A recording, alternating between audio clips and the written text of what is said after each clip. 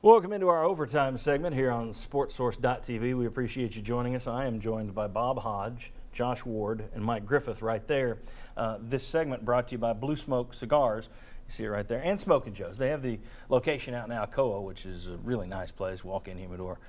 Good stuff in Alcoa. But the Blue Smoke Cigars, that's their newest venture.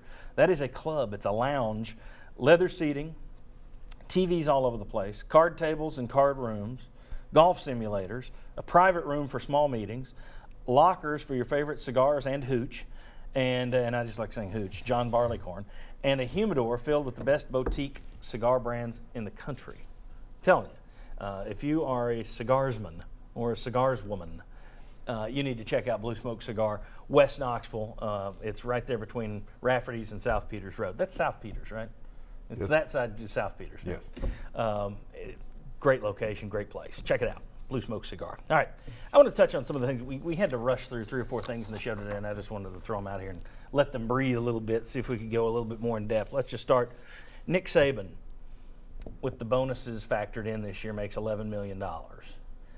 I don't have a problem with it because he's making money for the school. When you go back and look, they added 10,000 seats to Bryant-Denny Stadium after he got down there and started winning. Okay, 10,000 donations to go get 10,000 season tickets to go along with 10,000 parking passes, 10,000 merchandise sales, food sales. He's making the millions, not to mention the fact the research shows every time one of these teams makes a championship game, you get more people trying to enroll in your school, which means more money on that side too. I don't have a problem with this. Doesn't look good. Doesn't look good. And what you said in the show, I understand, and I think you're right that it's coming out of the fans' pocket. But as long as you're making it, I don't think it's wrong for the sport. Now, the question is, if it ever gets to the point where, let's say he starts winning 4 games a year, then it would be a problem because the fans aren't going to support it. But right now, I bet Alabama fans aren't complaining. Just my take. Your thoughts? I'm going to go with you. I don't think it's that big of a deal. And I think fans actually end up probably paying more when their programs are going down. If you'll remember, Tennessee's jacked up prices, jacked up donations, and did a lot of renovations in Neyland Stadium when things haven't been going great for them. And I think it makes it a little bit more expensive because you've got less interest. They finally rolled back on what you had to pay for donations to be able to get your season tickets a little bit because people just weren't buying it. So I think Tennessee would be better off if people were just dying to get in there, dying to buy tickets, and your coach was worth $11 million a year. I just don't think it's that bad of a thing. I don't think that you're going to see everybody start going in the direction that Mike was worried about. You get your bonuses up front for some of this stuff. Maybe in a few years, I don't think it's going to be something that happens very, very quickly. I think it'd be for the guys who can demand it. I don't think a Butch Jones is going to get to that point. Now, again, although I'll say 10 years ago, I wouldn't have thought a coach would make $11 million a year and get that bonus at all. So it is a slippery slope, but I could see the Sabans, the Myers, guys who've won a national title doing it, Dabo Swinney. The Harbaughs who own college football.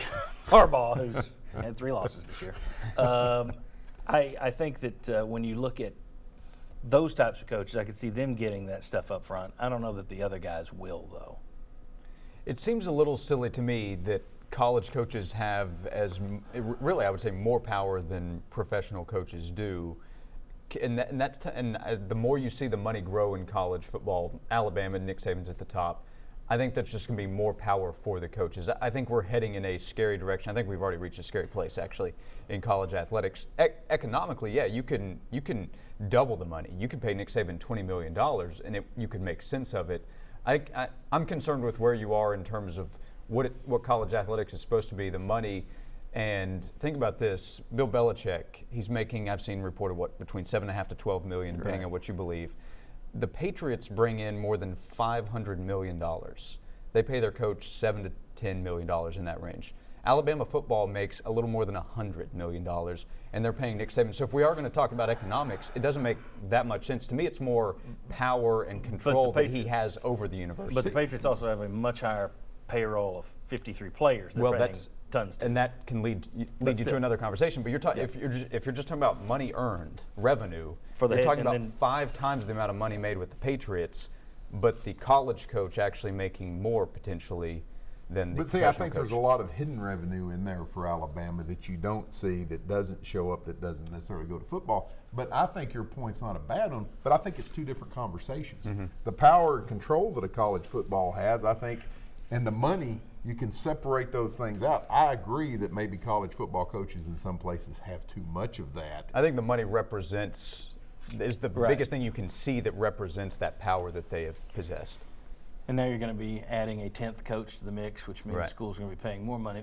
Mike, I'll let you, since we sat here and kind of gave our take on what Yeah. you said, you can finish up. Yeah, well, he's won one national championship in the last 4 years, and yet I think most of us would agree that he deserves to be the highest paid coach in college football. He gets the most talent every year at Alabama. Because of his success, Alabama's been able to build the best facilities. They've been able to hire more support workers than anyone else. He's essentially turned Alabama into a football factory, and about half of the university comes from out of state. If that's what Alabama wants, that's what they've got. But I think a lot of things come along with that. Recently, they had a coach that was found guilty enough of a violation that he's been banned from college coaching for a couple years. That was quietly and quickly swept away with no lasting effect on the program. I'll just say this, when you give these guys this much power and this much money, be careful what you wish for, because I don't necessarily think that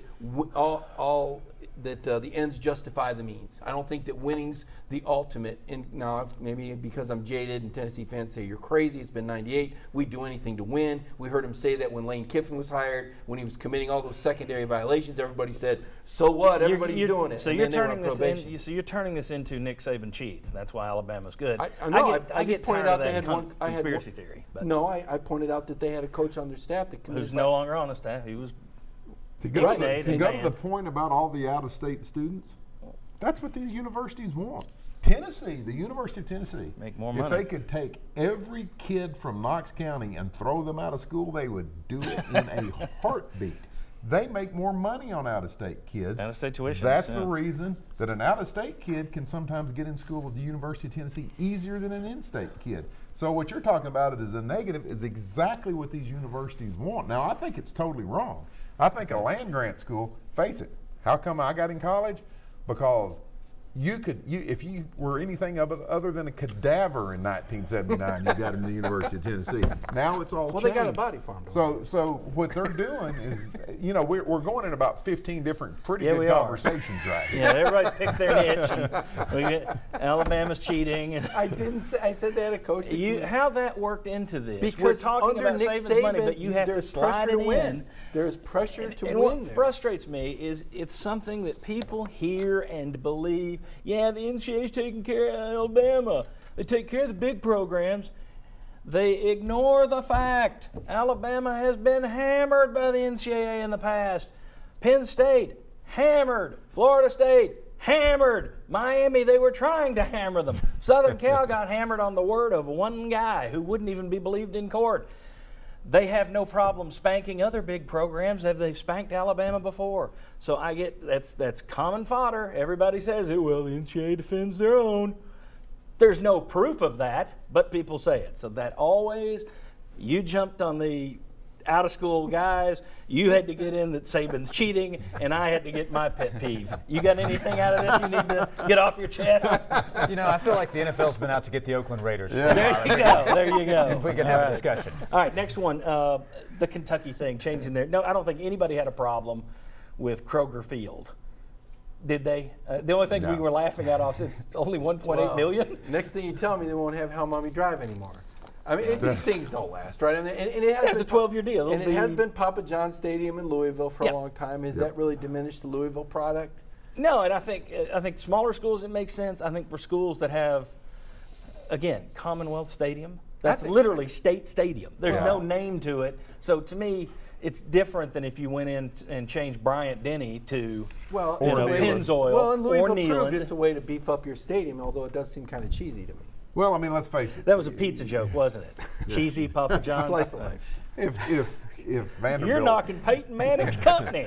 if Vanderbilt sold the naming rights to its stadium, would anybody really Johnson think Motorboards.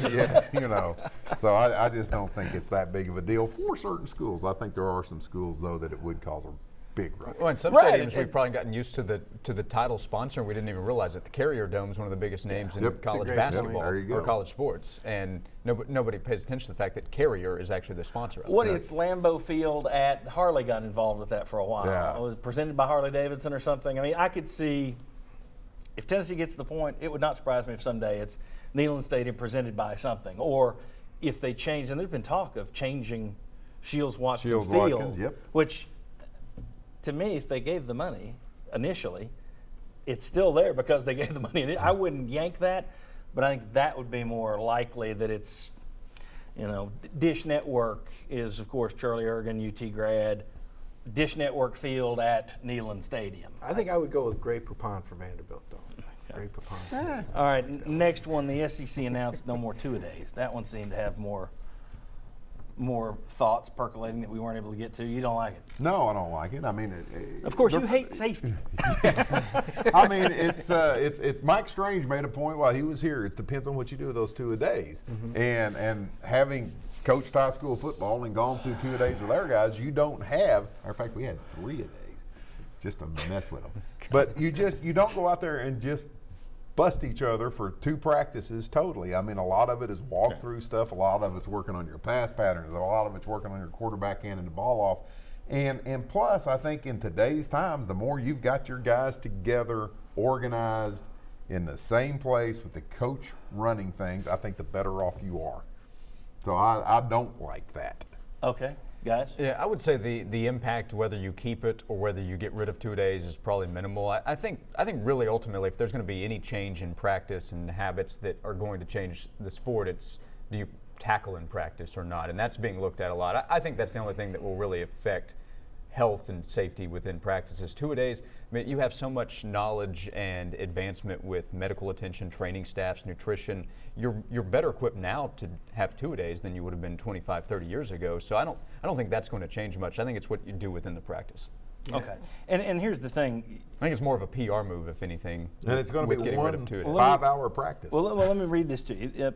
As for, let's see, they are going to start camps 1 week earlier than previously allowed, as I think you mentioned that during the show, Mike. That will help to ensure that players obtain the necessary skill set for competitive play. As for in-season practice, the biggest change is going to be from allowing 2 live contact tackling sessions per week to one of those plus one described as a live contact thud practice per week. The standard for non-contact minimal contact practices remains the same at 3. So you're basically giving up one contact period for a thud period during the week. Here's the problem, and I know that we all think, well, less tackling in practice means it's safer. Well, not necessarily, because if you don't learn how to tackle properly, Yeah. as we watched last year, Cam Sutton got hurt, non-contact, breaking back against the grain. Jalen Reeves maybe actually hit the ground when he hurt his shoulder on punt coverage. So that's a problem, and now you make it even worse by saying that high school coaches can't go to camps, college camps, where they can learn proper drills and techniques to teach their players to avoid injuries. So to me, the NCAA is falling all over itself, trying to oversimplify a situation that's really quite complex. You need to be able to do something to perfect it. Proper tackling technique takes practice, Bob Hodge. I agree with Mike 100% on that. I think that if you're not, and you can't learn how to tackle if you're not hitting a moving human being. I mean, a dummy's not going to work. Right. The thud stuff doesn't work, and the technique is important. As a matter of fact, if you don't tackle properly, your opportunities for the incredibly serious injury go way up. All right, let me touch on 2 other quick things that we mentioned during the show at the end of the show. The first one, I was being hyperbolic. I mean, I know Butch Jones is not going to, he isn't going to stop talking to the media and to the fans. But my point is, and it's hard to make a point when you've got 60 seconds to make it, as you guys know well. The point with Jones is he's to the point where people, I've said 0.5 times, people are looking for anything he says. We saw it last week. Somebody took a Mike Tomlin quote that was 2 minutes long, took one sentence out of it and said, here's what he means. They do that to Butch Jones as well, and they're sitting there waiting on his every word so they could tweet something ugly. That's life. That's what the world is today. It's the same for presidents to senators to college football you made coaches. a great point. However, you made a great point on that. If you might be interrupted since we're in overtime, your whole point about Josh Dobbs and the stature that he attained, it would be so much higher if he had not Among done it. fans, yeah. Just imagine the trolling Peyton Manning would have got over not beating Florida. Said that last week on the show. Yeah, that's the same thing. You would have never lived it. He would have never lived it down. There are still people around here who talk about it. that was our friend Paul. You just saw his head walk through there. It's good. Come on. Oh, I'm sorry. There you go. He was trying to tell me that the computer's gone to a screensaver. There we go. Thanks, Paul. But that was. I told him last week, just walk in front here. I didn't mean in front of the camera, but that's cool. Come on out here, Paul. I thought that was a great point, so just finish that up. There we go. Ladies and gentlemen, Paul, the man who makes it happen. Thank you, sir. The fact with Jones, though, they hang on every word to try and cut it down. So he gives incredibly long press conferences usually. He got crap after the Vanderbilt game because it wasn't long enough. But he usually gives 45-minute press conference, tries to answer everybody, and yet you hear he's mean. You hear he says these sayings and stuff. Then you look at a guy like Jim Harbaugh. And I know Harbaugh's the flavor of the month. He hadn't beaten Ohio State yet, hasn't finished above third in the Big Ten East, but, he's the greatest. He doesn't give a single press conference all spring, and people go, we don't care. So if I'm Tennessee, I'm at least telling Butch Jones, dial it down. You don't have to answer every question. A yes, a no is fine. I've said this before, and the Harbaugh thing makes me think you can do it. Just watch a couple of press conferences from Bill Belichick. Yeah, we got to coach better, got to play better. Move on. I don't think the radio shows, the newspapers, the TV shows like ours are going to be any easier on him or harder on him based on whether or not he talks to us. I think there are enough people against him that they're going to be after him for wins and losses more than that stuff. But you believe you have to talk to the fans. I believe you should talk to the fans. And it's just simply because it is football. And your reason that you make $11 million a year if you're Nick Saban is because of the fans. And I think if the fans are interested in what you got to say, talk to them. They're the ones that pay your way. This isn't out in Los Alamos doing the Manhattan Project. You're coaching the So you got a problem with Harbaugh not talking? I got a problem with all of them not talking. But he opened everything up to fan. This whole sport is generated by fans. Make it more interesting for the fans. He tweets and jumps into pools and all that other crap for recruiting. That's different than answering questions about how's the quarterback situation looking. But but he's getting the fans now who treat it like the Manhattan Project, who don't want their coaches talking, who don't want anything known. I just say it's a fan-driven game. Let's have fun with it. But if I'm guessing, if you were in Butch Jones' shoes, you wouldn't be saying, "Let's have fun with it. It's fans." If I were in Butch Jones' shoes, my quotes would be much better. My answers would be much better. Okay. They would have no room to mess with my answers. Okay, there you go. And that's when you get your first negative tweet. This guy's a cocky jackass. Get him out of here. I don't think anybody in that position would feel lovey-dovey for the fans.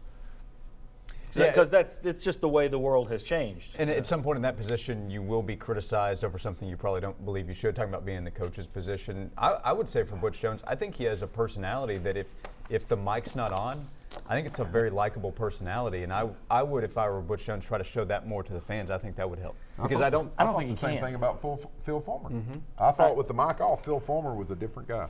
I don't think Butch Jones can. Talking to people over there at UT, if you even and maybe work, not. even when you try and get him, okay, this is for something we're doing. Let's just be easy, and it still goes to the sayings, the mottos. He can't turn that off. If you put the mic to him, it's Motto Man. If you take the mic off of him, it's Butch Jones. Yeah. Some people just are different on camera than they are off camera.